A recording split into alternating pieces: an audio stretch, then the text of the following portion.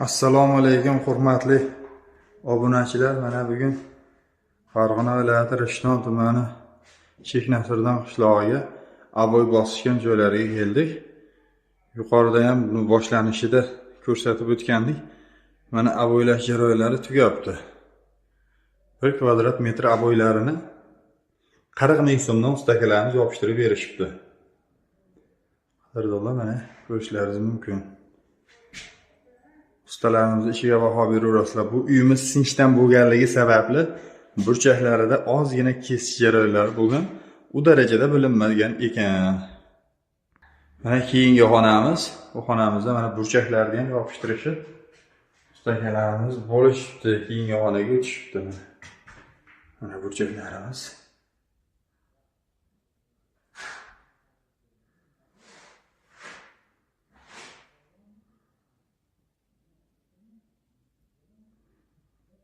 Mana qadrdonlar. Keyingi xonamizga o'tamiz.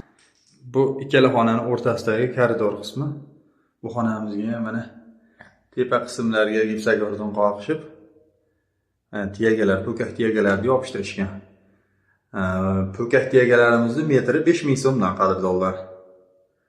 Xullas, mana bu xonamizga plyonslarni ham qatirib qo'yishgan. Mana bu xonamizga kiramiz. Bu xonamizda mana yotoqxona joylashgan. Hovuz qilingan bu xonalar. Yotoqxonamizda kiraverishda hammom joylashgan. Hammomimizni hali ichkarisini bitirishgancha yo'q. Qadrdonlar, mana kimgadir yoqsa ustakalamizga aloqaga chiqaverasizlar. Nomer qoldiramiz qadrdonlar.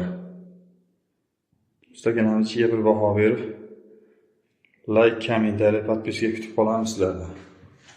Mana pastki qismlariga ham plyonslarni yopishtirishgan. Xullas, bu xona bitgan. Ustakalarimiz hozir tashqarida. Ularni suhbatga tortilsak, endi qo'llari band ekan, ularni bezovta qilgimiz kelmadi qadrdonlar. Kimgadir yoqsa mana shu qoldirilgan raqamlarga aloqaga chiqib, O'zbekiston bo'ylab ana qo'shni Qirg'izistonga ham borishib bitirib berishaveradi ishlaringizni qadrdonlar. Endi yig'ishtirib, tozalab, uborka qilib keyin syomka qilsak ham bo'lardi. Bunda syomkamiz o'xshamay qolardi qadrdonlar. Bu vaqtli bo'lib chiqib ketgan ekan-u degan gap so'zlar bo'lishi mumkin. Qadrdonlar, sizlardan iltimos, like, kommentariy, podpiska qilib qo'yasizlar. Kanalimizda mehmon bo'lsalaringiz, obuna bo'lib qo'yasizlar. Rahmat e'tiborlaringiz uchun.